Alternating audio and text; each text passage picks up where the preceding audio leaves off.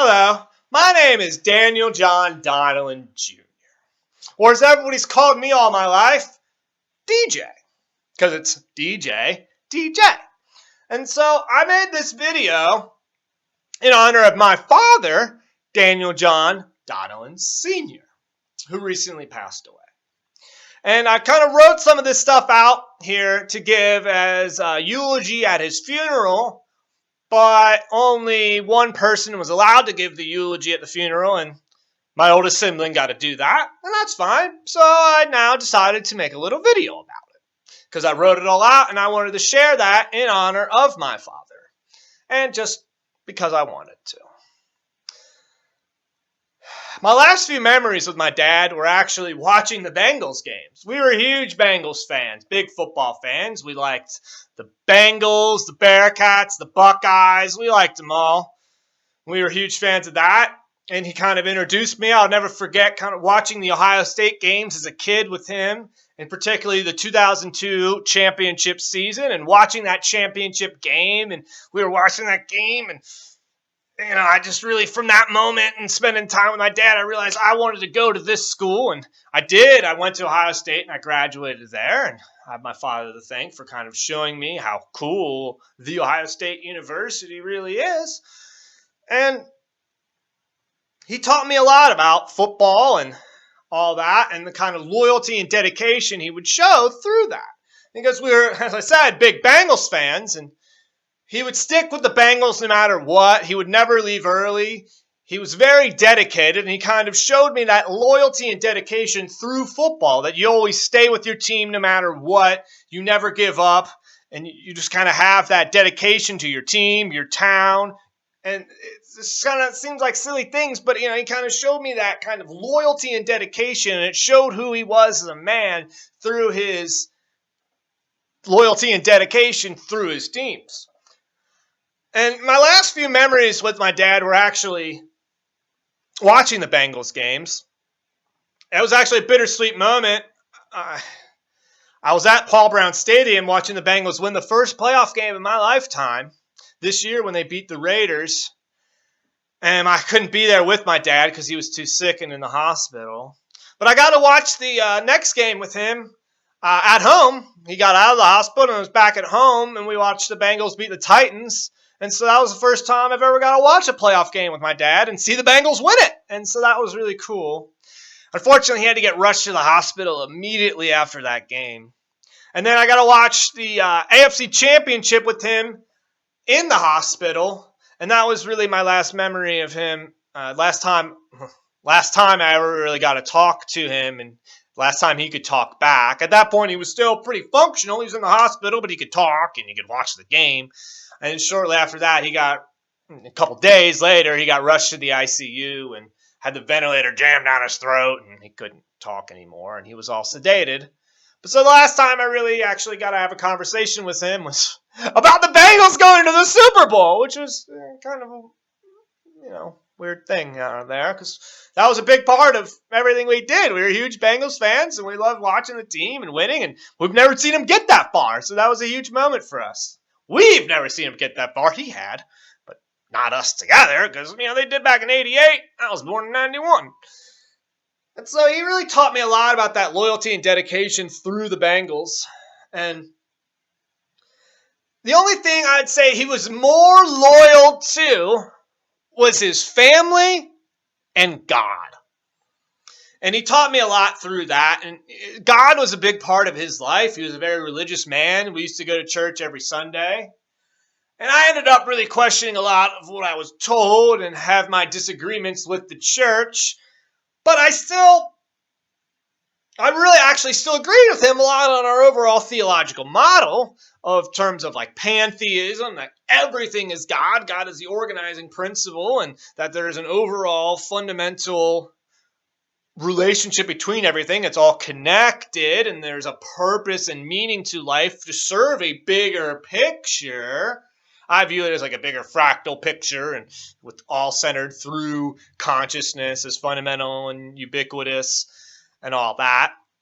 And he served that similar kind of model, and that was kind of his basis in spirituality as well. He didn't have it in terms of wouldn't express it as much in terms of the technical philosophy and science like I do, but he was still very much kind of had that spiritual connection within him, and he just believed more of the church than I think he should, but that's not the point here. Okay? 'Cause I don't like the church. I'll just get that out there. I have no respect for the Catholic Church. Huge respect for spirituality. Catholic Church, no. Okay, not getting in there. That wasn't really how I was supposed to go. Okay. Anyways, so I got a little bit of notes here because I tried to make this interview and I just rambled on. I want to make this one short and sweet. How sweet? Depends on how short. No, it doesn't. Not a, okay. Hold on. What am I talking about? Let's get back on focus here. So this is about the spirit of my dad, about his essence. That's what I wanted to focus on with this video. What was the spirit of Dan Donnellon? Well, what does it mean to be the spirit of someone? It is just about their essence. What are the essential qualities that made them who they are? So you could talk about like the soul and what he's experiencing now, that he's no longer incarnated within this body, within his body. And obviously that's a fascinating topic, but that's not really where I'm going with this. What I'm really focusing on here is more about, from our perspective, the entities who aren't Dan Donnellon, what does it mean to be that spirit of Dan Donnellon? What were those essential qualities that made him who he is? If someone were to come up to you who looked like Dan Donnellon, but didn't have those essential qualities, they wouldn't be him. It would be like an imitation plate of spaghetti. An impasta. All right, yeah, the silly joke.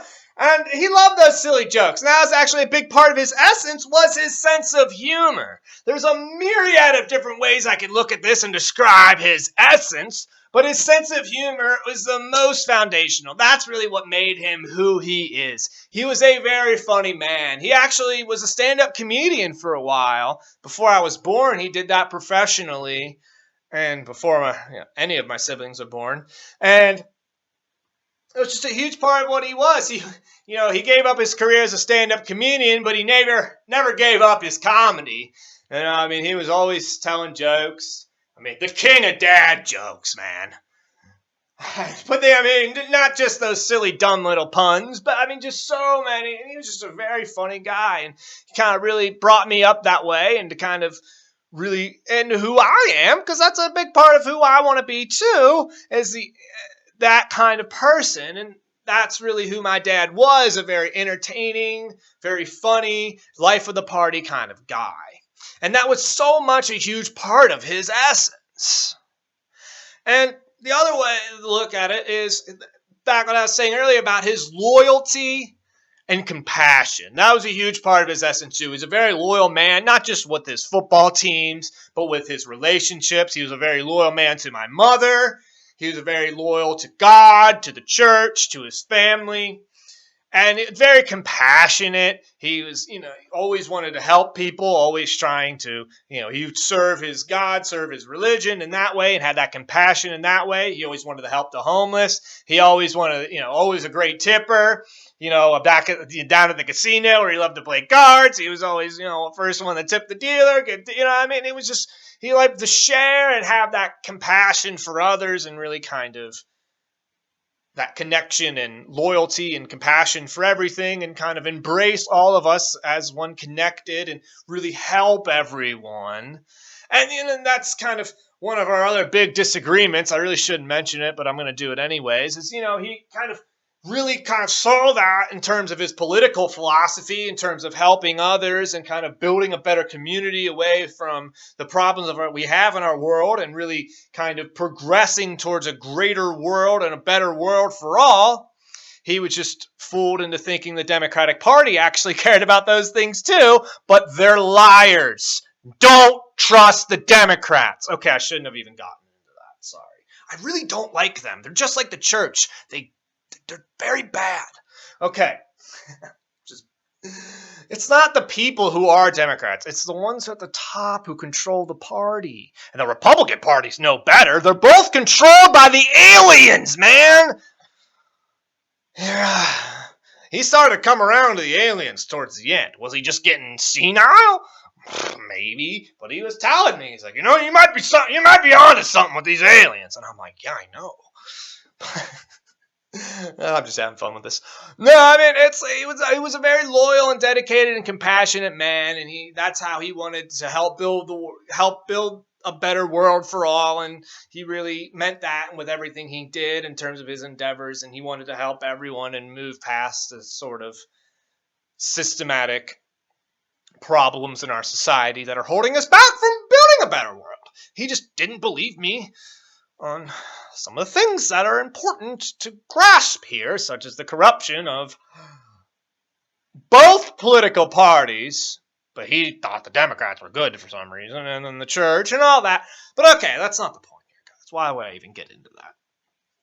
So, let's move topics, sort of.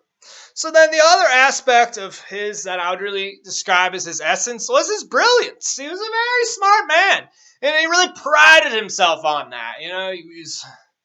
As a lot of people do. But he'd always talk about how smart his mom was and how much, he really tried to be like that. He was always, like top of his class in law school, a very, hardworking, studious kind of guy. And, he was a very successful lawyer. And that was just a really big part of his life, and his essence was his cerebralness. That he was. And it wasn't really until I got older how much I really realized how much I learned from my dad. He taught me a lot of things that I didn't really appreciate that, he taught me until I kind of realized that not everybody knew all this stuff. And it was through having such a smart man like that where I really was able to learn all this stuff.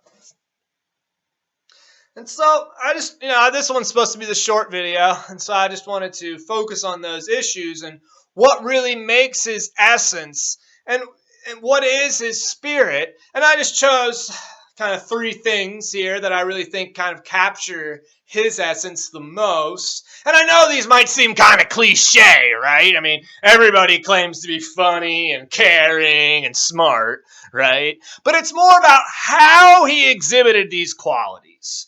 It's more about how he specifically was and brought that into his own essence, his own way of being that really exhibited these qualities, that really was the factor of his essence, of his spirit. And, it's a complex, intangible aspects of all these things and combined to make his spirit and his essence. And that's why I just wanted to focus on just those few things, because that's what I think really captures his essence and his spirit, were his great sense of humor, his just sheer brilliance, and his love and compassion for others. And while he may no longer be with us, his living body may no longer be with us, we can still carry that spirit and that essence with us wherever we go, because that spirit and that essence of what it means to be him, of those qualities, of that brilliance, that comedy, that compassion, those always exist, because those essential qualities of his exist beyond any one space-time reality. Those essential qualities of his are eternal constructs within the mind of all existence. And so his spirit will never die. His spirit is infinite. His spirit is eternal. And that spirit will never leave us. So we can carry on that spirit of my dad, of Dan Donnellon, with us wherever we go. That spirit will never die. And that spirit will always live on.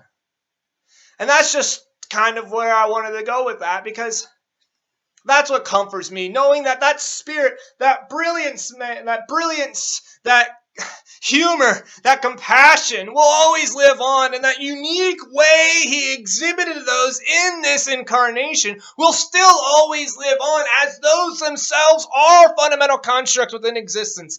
That true essence of him will never die. That essence, his spirit, will always live on forever, and we can carry that with us wherever we go. Thank you.